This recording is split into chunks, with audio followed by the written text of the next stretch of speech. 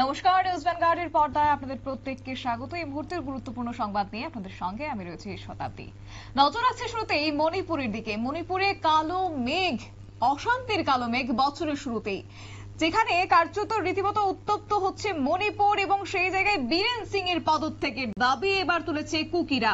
এবং বিশেষ করে বীরেন সিং এর ক্ষমা চাওয়া নিয়ে মিশ্র প্রতিক্রিয়া ইতিমধ্যেই শুরু হয়ে গেছে। অন্যদিকে বিষয়টি নিয়ে কংগ্রেস এবার রাজনীতি করছে, পাল্টা অভিযোগ বীরেন সিং এর। বিস্তারিত যাবো, আমাদের সঙ্গে রয়েছে প্রতিনিধি সম্রাট চৌধুরী। সম্রাট, কি জানতে পারছো? একদম শতাব্দী, শেষ পর্যন্ত কিন্তু দুঃখ প্রকাশ করে ক্ষমা চেয়েও কিন্তু মণিপুরের মুখ্যমন্ত্রী বীরেন সিং মণিপুরের অশান্তি প্রসঙ্গে কিন্তু ছাড় পাচ্ছেন না।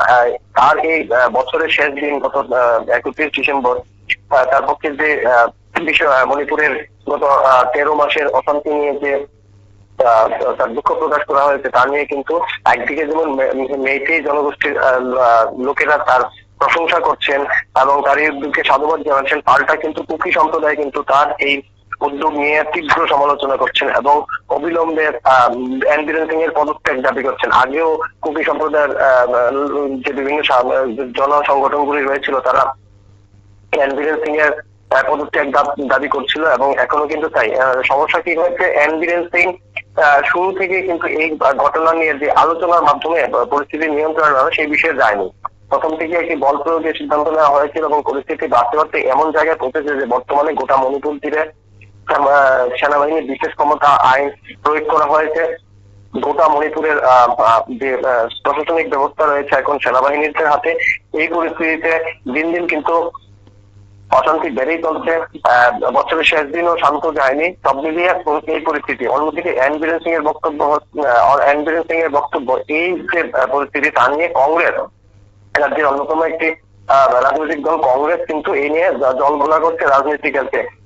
বীরেন সিং পাল্টা সমালোচনা করেন 1990 সালে যখন মণিপুরে একই রকম পরিস্থিতি সৃষ্টি হয়েছিল, সেই সময় কংগ্রেস শাসনে ছিল এবং কংগ্রেসের তরফে কিন্তু পরিস্থিতি নিয়ন্ত্রণে তেমন কোনো গুরুত্বপূর্ণ ব্যবস্থা বা নিতে পারেনি। পাল্টা এই সমালোচনা করে নিজের যে অবস্থান তাকে কিছুটা শক্ত করার চেষ্টা করছে বীরেন সিং। কিন্তু তার কোনোভাবেই কিন্তু মণিপুরের কোনো পক্ষই কিন্তু এখন বীরেন সিং এর সমর্থনে কথা বলছে না। মেইতেইদের মধ্যে কিন্তু একটা গোষ্ঠী রয়েছে যারা মেইতেই সম্প্রদায়ের একটা অংশ বীরেন সিং এর সমর্থনে থাকলেও গোটা মেইতেই সমাজে কিন্তু বীরেন সিং এর বিরোধিতা করা হচ্ছে। কারণ তাদের বক্তব্য হচ্ছে বীরেন সিং মেইতেই সমাজের সুরক্ষার ক্ষেত্রে কোনো উদ্যোগ নিচ্ছে না। ইতিমধ্যে বেশ কয়েকজন মেইতেই নাগরিক আক্রান্ত হয়েছেন। কেউ একজন 3 মহিলা 3 জন শিশু অপহৃত হয়েছিল, তাদের মধ্যে একজন মহিলা এবং একজন শিশুর দেহ উদ্ধার হয়েছিল। এই ঘটনায় কিন্তু মণিপুরে বেশ কয়েক দফা বন্ধ ডাকা হয়, প্রচুর অশান্তি হয়। তো সব এই দিক দিয়ে বিবেচনা করে মেইতেইরা কিন্তু এখন মানে মেইতেই জনগোষ্ঠীর যে সবাই বীরেন সিং এর প্রশংসা করছেন বা বীরেন সিং এর পক্ষে রয়েছেন এমনটাও না। একটা গোষ্ঠী হয়তো মেইতেই সম্প্রদায়ের বীরেন সিংকে সমর্থন জানাচ্ছে, কিন্তু গোটা মেইতেই জনগোষ্ঠীর লোকেরাই কিন্তু বীরেন সিং এর বিরুদ্ধে ক্ষুব্ধ। কুকিরা আগে থেকে বীরেন সিংকে পছন্দ করছে না। কুকিদের সঙ্গে বীরেন সিং এর একটা জাতিগত পার্থক্য আছে, সেটাও বড় করে দেখানো হচ্ছে।